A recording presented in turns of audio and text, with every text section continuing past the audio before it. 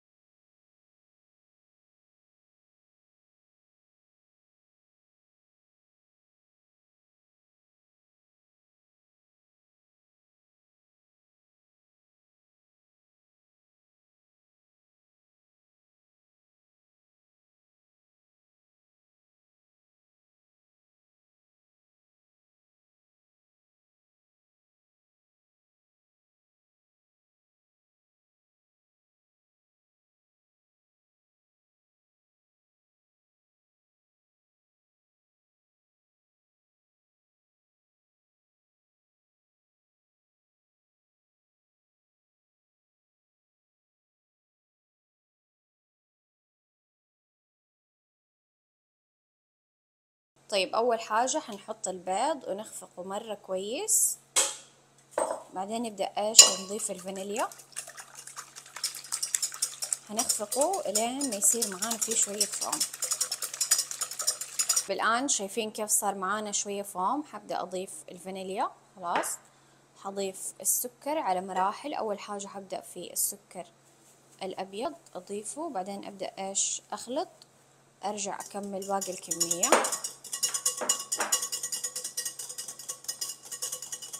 لين ما يذوب تماما. حنخلط، خلاص وصلنا لهذا القوام. شايفين أهم حاجة السكر يتجانس معاكي. تبوا تخلطوها بالويسك العادي، تخلطيها بالخلاط الكهربائي، بالعجان، براحتكم. حضيف الزيت. اوكي، هي هذه الوصفة مرة سريعة وترى مرة رهيبة. اخلط كويس، تمام.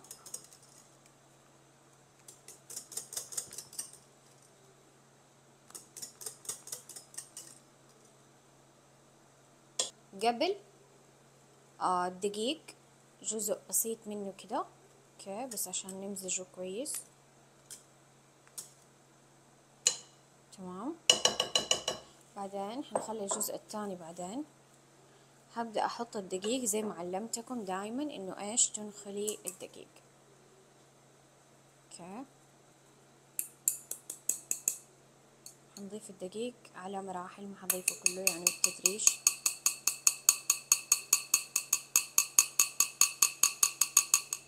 الحين حمزج بهذه الطريقة. قوامها حيكون مختلف شويتين عن الكيكة العادي عشان نبغاها تكون بالسخان، فحتكون الكيكة مختلفة شوية.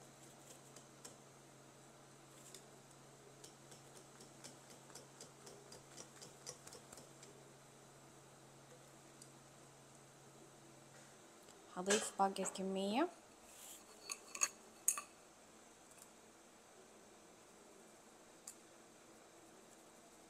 وبرضو حخلط الدقيق. كمان حنضيف القرفة. اوكي، حنضيف البيكنج باودر. حنبدأ نحط عصير الجزر. حنخلط، حيخف معانا القوام، نبغاه اصلا يكون خفيف، قوامه حيكون مختلف شوية عن الكيكة العادية.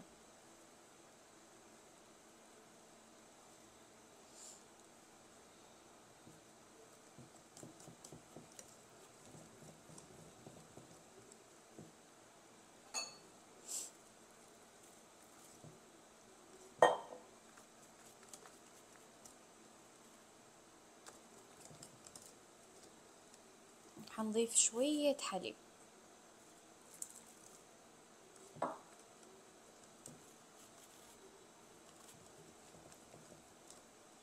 خلاص، شايفين كيف قوامها؟ اهم حاجة الدقيق يكون اتجانس معانا كويس.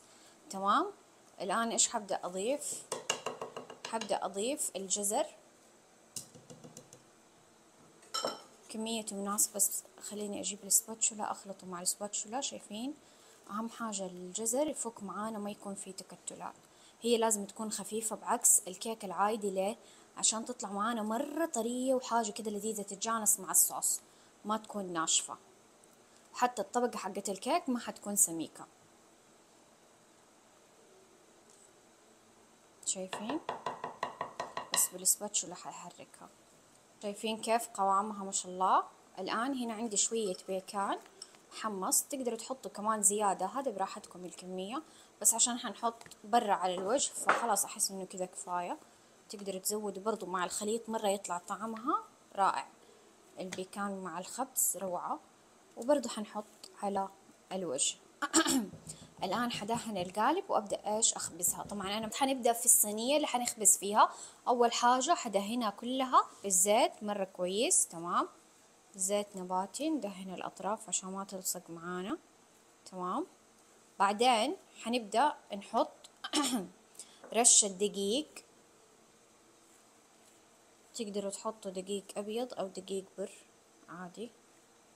في حاجة تانية حضيفها كده حتعطينا طعم ولون مرة حلو، اللي هي إيش؟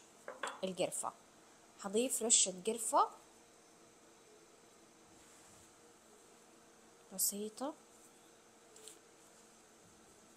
تمام. وحنحرك بهذه الطريقة كامل الصينية، وطبعا حننزل الزايد. شايفين كيف؟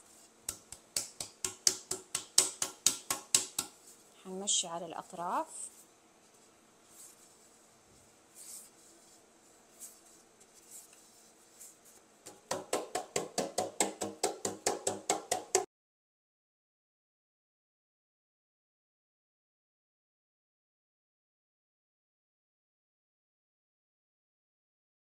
حنبدأ نحط الخليط بعد ما خلاص دهنا القالب.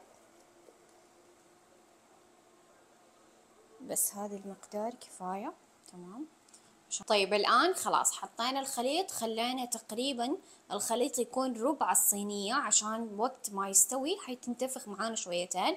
بعدها حنشربها ونحط الصوص الكراميل، حنغرقها بصوص الكراميل والبيكان، حاجة مرة لذيذة. طيب الآن حنبدأ بصوص الكراميل. أول حاجة حبدأ أحط السكر البني وأخليه يذوب معايا.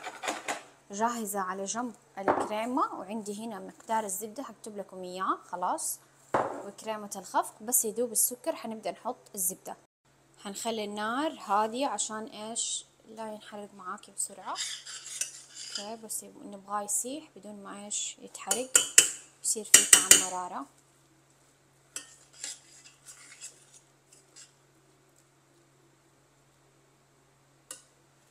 بعدين حنبدأ نضيف الفانيليا ونضيف الزبدة، وبعدين إيش؟ كريمة الخفق. بس يدوب كله نتأكد.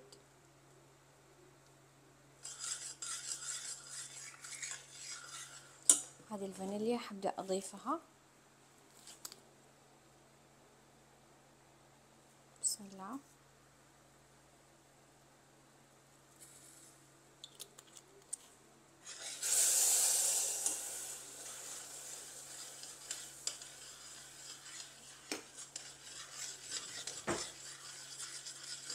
بعدين حبدأ أضيف الزبدة، بس أبغى أتأكد إنه كله داب، ما يكون فيه أي تكتلات.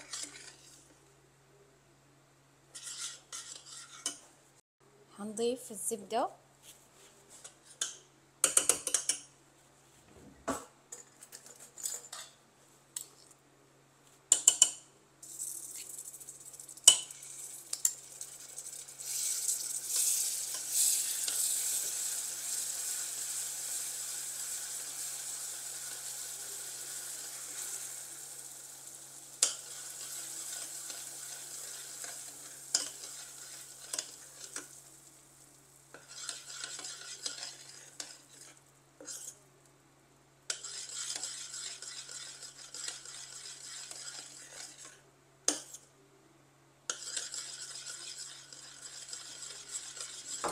هنحرك الين ما ايش تتجانس الزبدة مع السكر مرة كويس.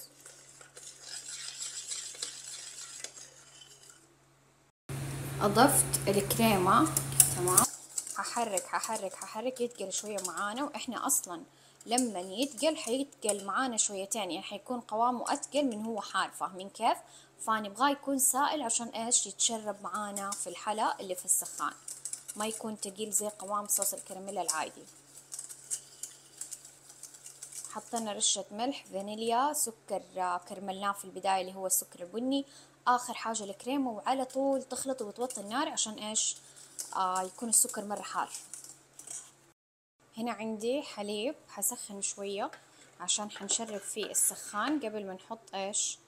التوفي، عشان يتشرب وتكون طرية. لما تحطوا التوفي ما تتشرب التوفي، تبقى كده فوق، يتشرب شوية من التوفي بس ما يمتص كله، ويكون على الوجه ويكون من جوا طري. انتوا تخيلتوا معايا كيف المنظر؟ كده ما شاء الله تبارك الله حتكون جاهزة. تقريبا أخذت معانا نص ساعة بس. ليه؟ لأنه الكمية مرة قليلة، والكيكة هذه تستوي معانا بسرعة. أول خطوة إيش حتسوي؟ حنخرمها زي كده تخريمات كبيرة عشان إيش؟ تتشرب معانا مرة كويس. خلاص، حتى من الأطراف. أهم حاجة ما تكون ناشفة، تكون كده كلها فلوفي في نفس الوقت، كده ستيكي، ومندمجة كده الصوص الكراميل مع الكيك. حاجة رهيبة يا جماعة، أنا متأكدة حتعتمدوها وحتسووا السخان هذا دايما. سويت لكم حاجة مميزة غير اللي موجود واللي معتادة الآن.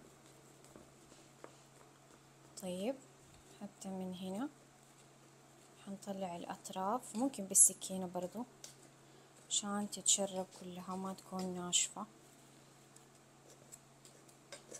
شايفين زي كده حارة. اللي سويناه إذا الحليب قرفة كراميل اللي جهزناه مع بعض، وحليب دافي. حبدأ الآن أشرب بس شوي شوية، ما أبغى أوزع التشريبة. حتسيبوها حتتشرب كل الحليب.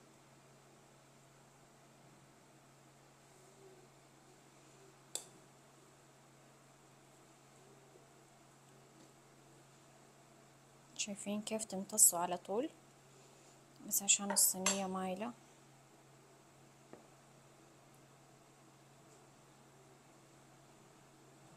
هنعطيها كمان شوية.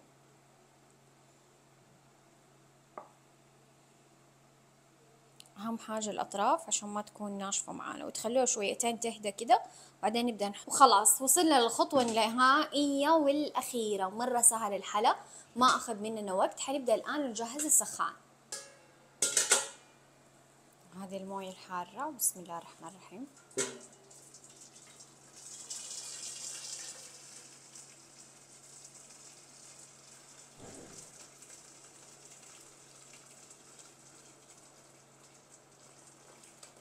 نبدأ نحط الصينية. بسم الله ما شاء الله تبارك الرحمن. والآن حبدأ أشربها بآخر خطوة اللي هي إيش؟ الكراميل. بس أثبت الصينية. بسم الله. حنبدأ نحط الكراميل. شوفوا كيف الجمال، تبارك الرحمن. حبدأ أوزعه.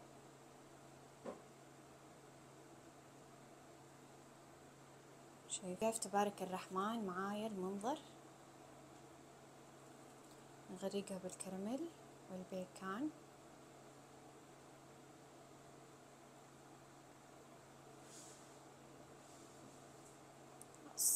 وهذا البيكان تقدروا تحطوه حب زي كده، هحط كم حبة كده حب، والباقي حنجرشه. شايفين؟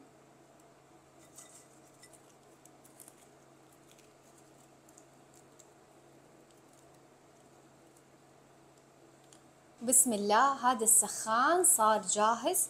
شوفوا تبارك الرحمن المنظر يا جماعة، بالله ايش رايكم؟ ما شاء الله تبارك الرحمن. شوفوا معايا المنظر قد ايش مشهي يا جماعة. وكده كيكة السخان حتكون جاهزة، كيكة الجزر بالبيكان والكراميل. شايفين ما شاء الله تبارك الرحمن المنظر قد ايش مشهي. احلى حلا شتوي ممكن تسووه. طبعا هو شوفوا مو لغوصة زي الكيك العادي او كيك كده طبقات او لا، وصفة معتمدة، وصفة كيكة الجزر. مين ما يحبها ومين ما يعرفها. حطينا معاها الكراميل وحطينا البيكان وخففنا السكر جوا. نبدأ نقول بسم الله وندوق اللذاذة مع بعض. تعالوا معايا من قريب نشوف الجمال. بسم الله الرحمن الرحيم. شوفوا كيف حغرف.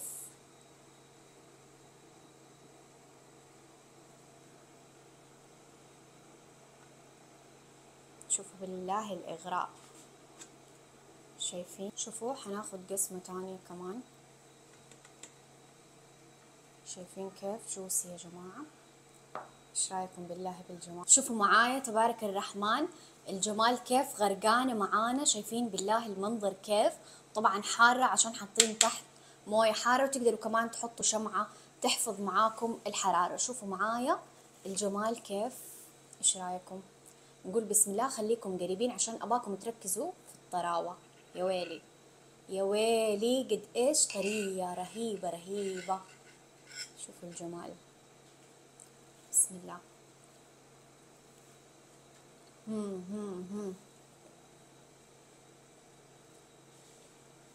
شوفوا بالله، لازم دحين تجربوها.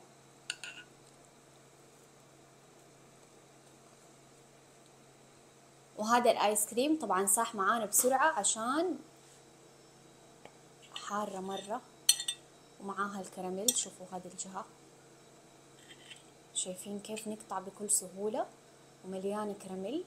بسم الله الرحمن الرحيم.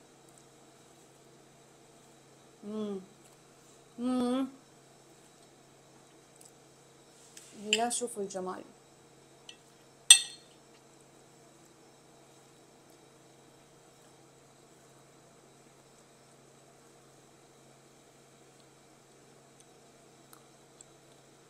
ايش اقول لكم؟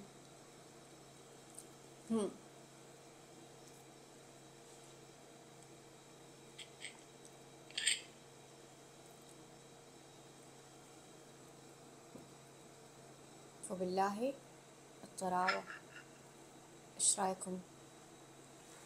كذا اقدر اقول لكم حرفيا تعدت مرحلة اللذاذة. لازم تجربوها وبالعافية.